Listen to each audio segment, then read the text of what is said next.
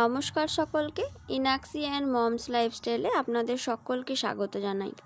আমি আরেকটি ভিডিও নিয়ে চলে এসেছি আপনাদের কাছে। দেখুন, সোনামা ঘুমানোর সময় ঘুম তো আসে না ওর। রাত 11টা বেজে গেছে, তাও ওর চোখে একটুকুও ঘুম নেই। ও মায়ের ফোনটাকে নিয়েছে, নিয়ে ফোনটা নিয়ে শুধু লক খোলার চেষ্টা করছে। মানে লকটা খুলবে, নিয়ে ও ফোনটা ঘাঁটবে।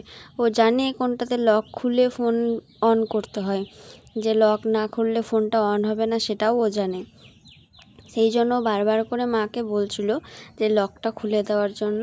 তো যেহেতু মোবাইল ঘাঁটতে দেবো না, সেহেতু ফোনটা রেখে দিয়েছিলাম, লাইটটা অন করে দিয়েছিলাম, বললাম যে তুমি নিচে খেলো।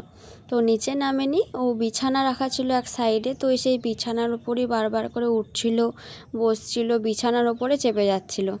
তো খেলা করবে এখন, ওর এখন চোখে এক ফোঁটাও ঘুম নেই। ও 12টা 12:30 বাজবে, তারপরে ও ঘুমাবে।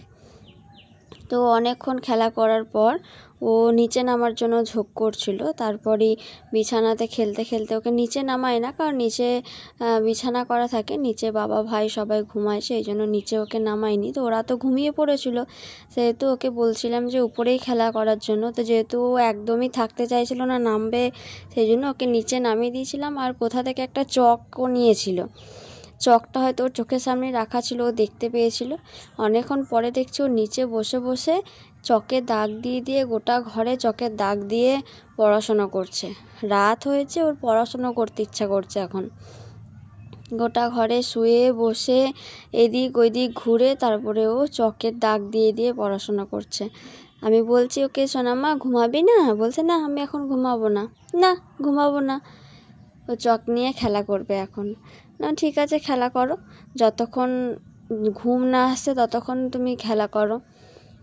আজকের ভিডিওটা এই পর্যন্তই। আমার কিউট সোনামায়ের এই বদমাশিগুলো যদি আপনাদের ভালো লেগে থাকে, তাহলে অবশ্যই আমাকে কমেন্টের মাধ্যমে জানাবেন। আজকের ভিডিওটা এই পর্যন্তই, দেখা হচ্ছে পরের ভিডিওতে। সবাই ভালো থাকবেন, সুস্থ থাকবেন।